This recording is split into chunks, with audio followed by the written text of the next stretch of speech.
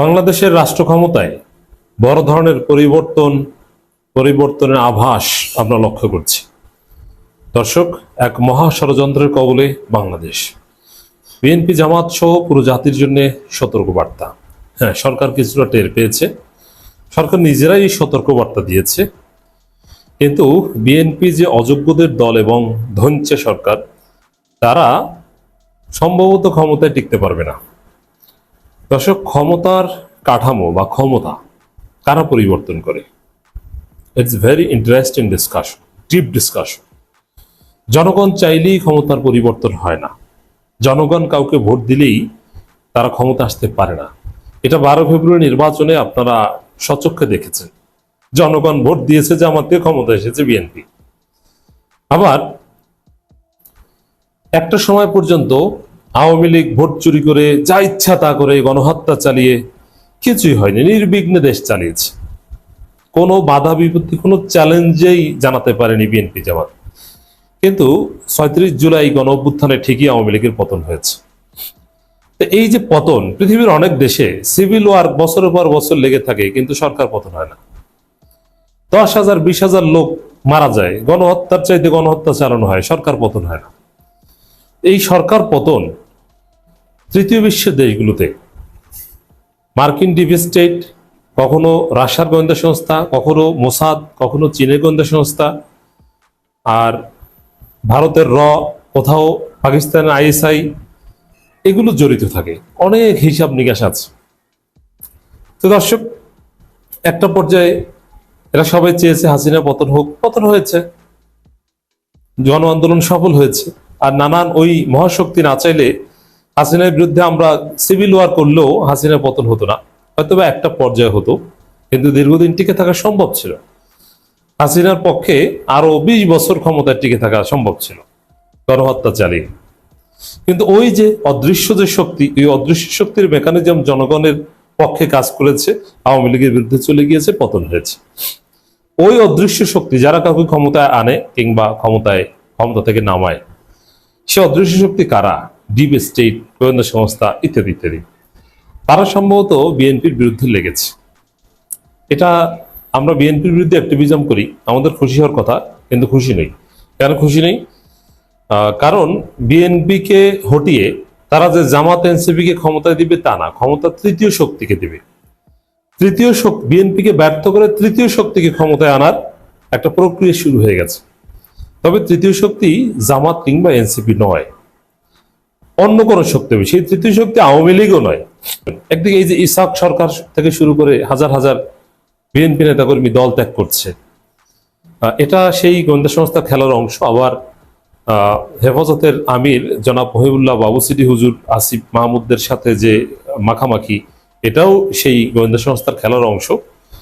এখানে তারেক রহমানকে ভুল বুঝিয়ে, তারেক রহমান যেহেতু অতটা বোঝেন না, পড়াশোনা নাই, তাকে ভুলভাল বুঝিয়ে তার মুখ থেকে গুপ্ত গুপ্ত শব্দটা বের করে পুরো বাংলাদেশকে অস্থির করে দিয়েছেন।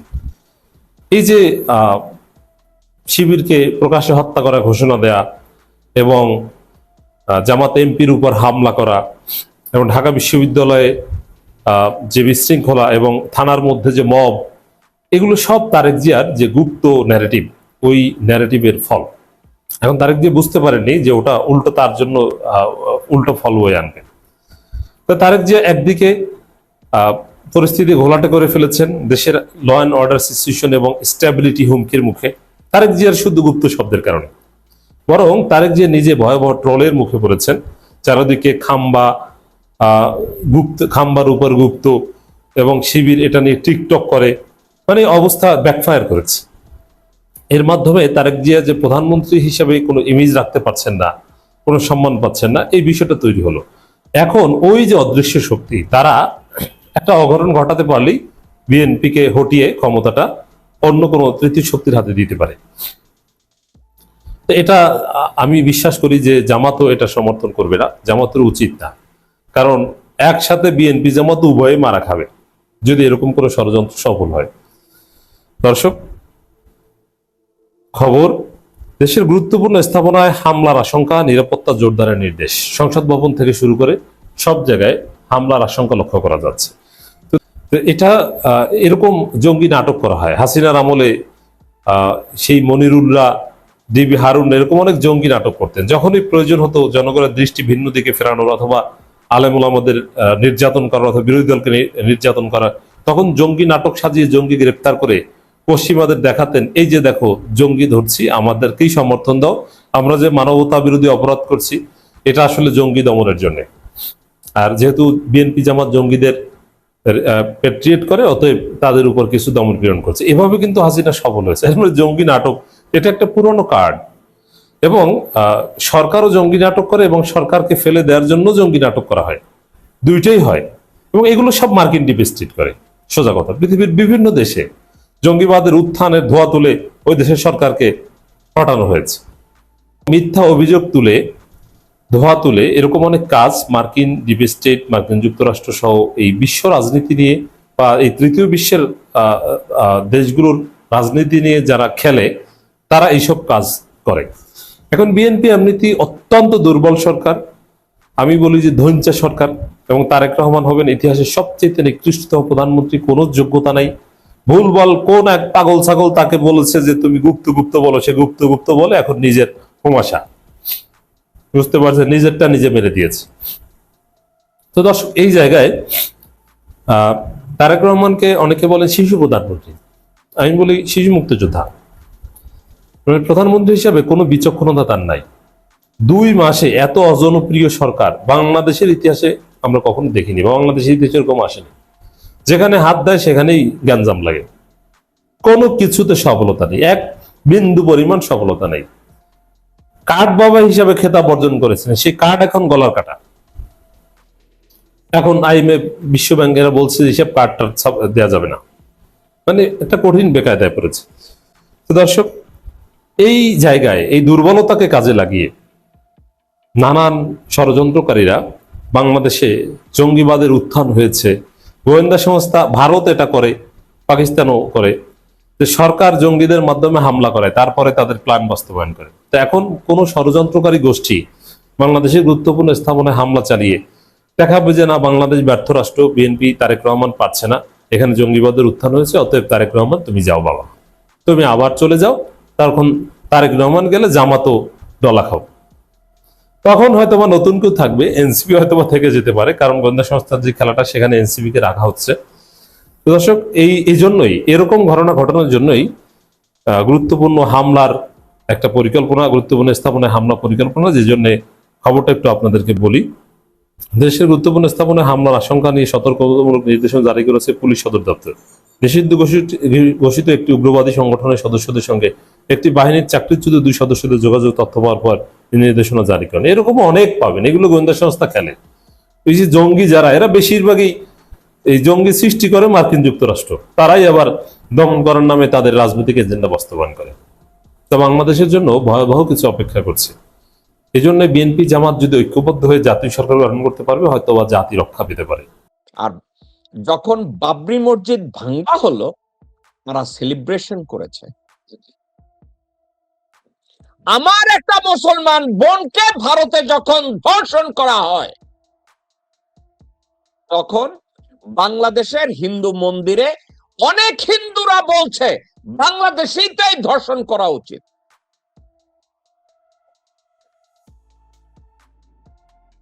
তাহলে কোন হিন্দুদেরকে বাংলাদেশে আমরা রক্ষা করছি? কোন হিন্দুদেরকে বলছি এরা আমার ভালো প্রতিবেশী? কোন হিন্দুদের মন্দিরে গিয়ে আমরা পাহারা দিচ্ছি? এখন আমরাও কি ভারতের মতো জঙ্গলি হব? আমি তা বলছি না, কিন্তু বাংলাদেশের যেসব হিন্দুরা বারবার সংখ্যালঘু সংখ্যালঘু বলে জিকির করে, আপনাদের দায়িত্ববোধ কোথায়? আপনাদের অস্তিত্ব কোথায়? আপনাদের অনুভূতি কোথায়? নাগরিক হিসাবে বাংলাদেশে বসে আপনারা কি হারাম খাচ্ছেন না? বাংলাদেশে আপনাকে কেউ যদি একটা দেয়, টুকটুকি নিয়ে রাস্তায় যান, এই আমারে শোষণ করছে, কিন্তু ভারতে মুসলমানদের উপরে প্রতিদিন যেভাবে স্টিম রোলার চালানো হয়, কি করছেন? কোনোদিন একটা প্রতিবাদ করছেন? ফেসবুকে একটা পোস্ট দিচ্ছেন? দেন নাই। আপনারা কি মানুষের মধ্যে পড়েন? আপনারা কি মানুষের মধ্যে পড়েন কিনা? আমি দেখি না আপনারা মানুষের মধ্যে পড়েন। আপনারা বাংলাদেশের সনাতনী যারা আছেন, আমি ভাবতে চাই আপনারা ভালো প্রতিবেশী। আমি ভাবতে চাই আমার প্রিয় শিক্ষক কানাইলাল শীলের জাত আপনারা। আমি ভাবতে চাই আমার সহকারী প্রসাদ গাঙ্গুলির জাত আপনারা। কিন্তু আপনাদের আচার আচরণে আপনারা প্রমাণ করেন আপনারা মানুষ নামেরই যোগ্য না। কোন দেশে ধর্মের উপরে কোনো একটা মানুষকে অত্যাচার করা হবে, আমি তার বিরোধিতা করি। বাংলাদেশের কোন মুসলমান যদি একজন সনাতনীকে টর্চার করে, আমি তার ঘোর বিরোধী। আমি ওই সনাতনীর পক্ষে, আমি ওই সনাতনীকে রক্ষা করার পক্ষে। ওই লান্নাত ওই মুসলমানের উপরে যদি কোনো মুসলমান এই কাজটা করে। কিন্তু আপনারা হিন্দু, ভারতে মুসলমানদের উপরে এত জঘন্য অত্যাচার, গতকালকে গম্বুজ ভেঙে ফেলা হয়েছে, গতকালকে 13টা ধর্ষণ হয়েছে মুসলমানদের। কিন্তু একবার আপনাদের মুখ থেকে কোনো প্রতিবাদ নাই, আপনারা চুপ থাকেন। তাতে প্রমাণ হয় আপনারা জন্মেছেন বেঈমান হয়ে, আপনারা অকৃতজ্ঞ খানকির সন্তান, যার জন্য আপনাদের ভিতরে কোনো নীতিবোধ নাই। প্রতিবেশীর কষ্টে যদি আপনার কষ্ট না লাগে, মানুষের মৃত্যু, নিঃশংস মৃত্যুতে যদি আপনার অনুভূতি কাজ না করে, আপনি কি মানুষ নামের যোগ্য? নিজেদেরকে সনাতনীর ট্যাগ দেন। হাজার হাজার সনাতনীরা মুসলমান নামে ভুয়া ফেসবুক আইডি করে একের পর এক ভণ্ডামি করেন। আপনাদের লজ্জা লাগে না? আয়না নিজের চেহারা দেখেন, আপনি মানুষ কিনা।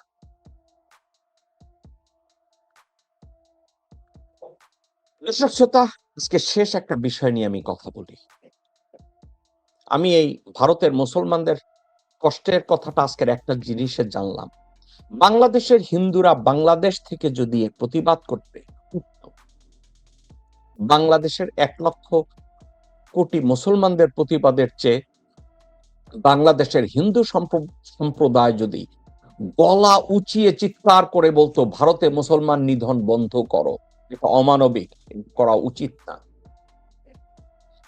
এই কণ্ঠ বাংলাদেশের হিন্দুরা যত জোরে করবে, বাংলাদেশের মুসলমানরা তাকে আরো বুকে জড়াইয়া আঁকড়ে ধইরা রক্ষা করবে। এটা বোঝার মতো জ্ঞান বাংলাদেশের হিন্দুদের আছে কিনা।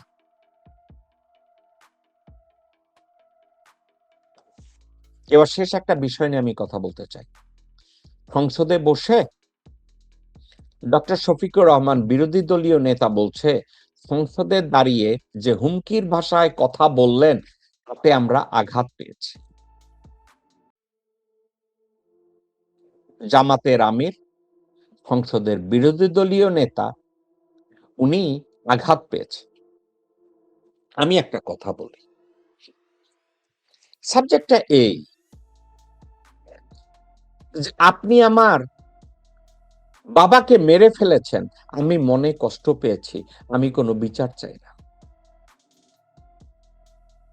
ডক্টর শফিকুর রহমান একজন বিজ্ঞ মানুষ, একজন শিক্ষিত মানুষ। উনি সৎ কি না সৎ না অসৎ আমি এটা জানি না, আমি তাকে সৎ হিসাবে জানি, কারণ আমার কাছে ওনার কোনো নেগেটিভিটি আমার জানা নাই।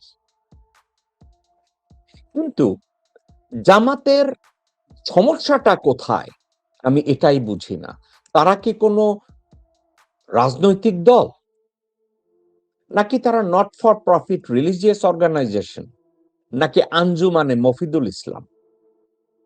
আমি এটা নিয়ে আমার একটু কনফিউশন আছে। কেন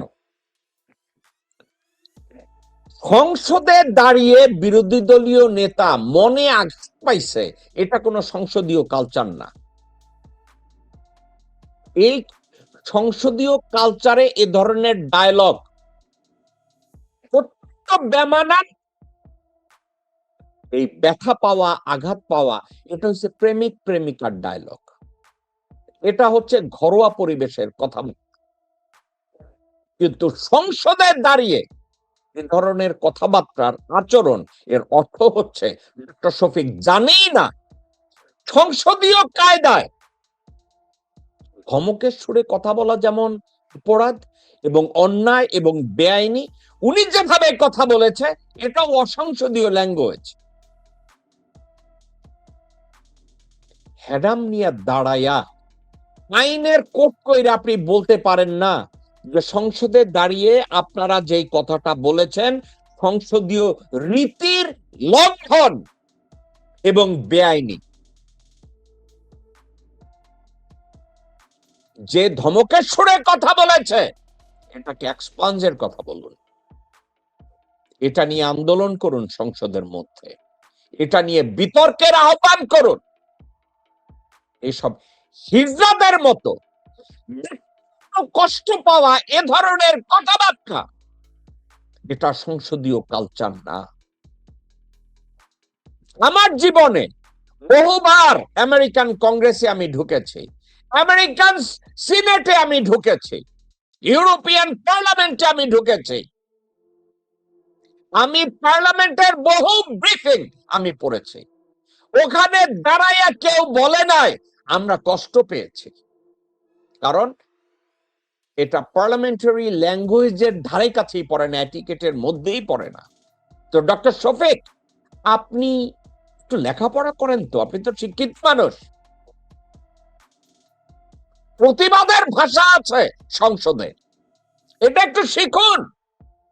সংসদীয় একটা কালচার আছে, এটাকে একটু শিখুন। মেজর হাফিজ গান্ডুর মতো বৈশা বৈশা রুলিং দেয়, ও জানেই না মেজর হাফিজ কি বলে।